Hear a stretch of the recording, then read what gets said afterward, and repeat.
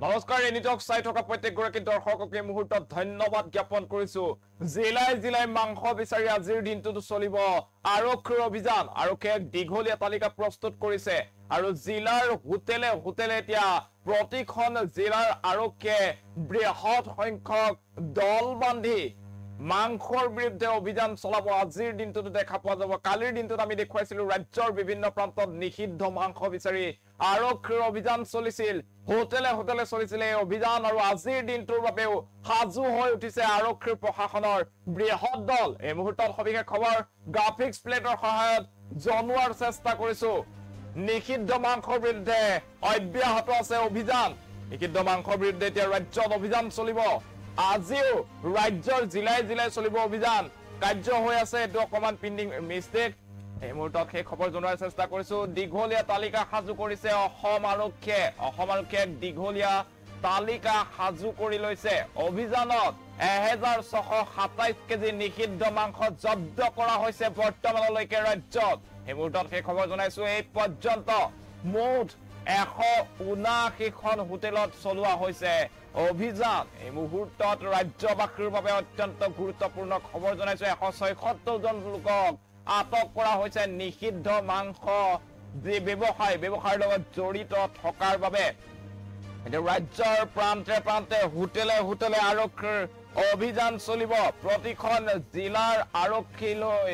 নিৰ্দেশ জাৰি কৰা হৈছে প্ৰতিখন জিলাৰ আৰক্ষীয়ে দীঘলীয়া তালিকা সাজু কৰি তুলিছে আৰু প্ৰতিখন জিলাৰ আৰক্ষীয়ে বৃহৎ দল সাজু কৰি তুলিছে আৰু আজিৰ দিনটোতো বিভিন্ন হোটেলত চলিব আৰক্ষীৰ অভিযান নিষিদ্ধ মাংসৰ বিৰুদ্ধে এতিয়া আৰক্ষীয়ে আৰম্ভ কৰিছে আন এখন যুঁজ ৰাজ্যৰ কোনো হোটেলতে ৰাজহুৱাকৈ নিষিদ্ধ মাংস গৰু মাংস বিক্ৰী খোৱা বা সৰবৰাহ কৰিব নোৱাৰিব তেনে কৰিলে আৰক্ষীয়ে আপোনাক আটক কৰিব পাৰে ৰাজ্যত কালিৰ দিনটোত দেখিবলৈ পোৱা গৈছিল ৰাজ্যৰ বিভিন্ন প্ৰান্তত আৰক্ষীয়ে অভিযান চলাইছিল ৰাজ্যৰ ডিব্ৰুগড় লখিমপুৰ হুজাই ধুবুৰী আদি বিভিন্ন স্থানত হোটেলে হোটেলে আৰক্ষীৰ বৃহৎ দল প্ৰৱেশ কৰিছিল আৰু তাৰ পাছতে নিষিদ্ধ মাংস জব্দ কৰা হৈছিল আটক কৰা হৈছিল মাংসৰ লগত জড়িত লোকসকলক আৰু তাৰ পাছতে আজিৰ দিনটোত আৰক্ষী সাজু হৈ উঠিছে নিষিদ্ধ মাংসৰ বিৰুদ্ধে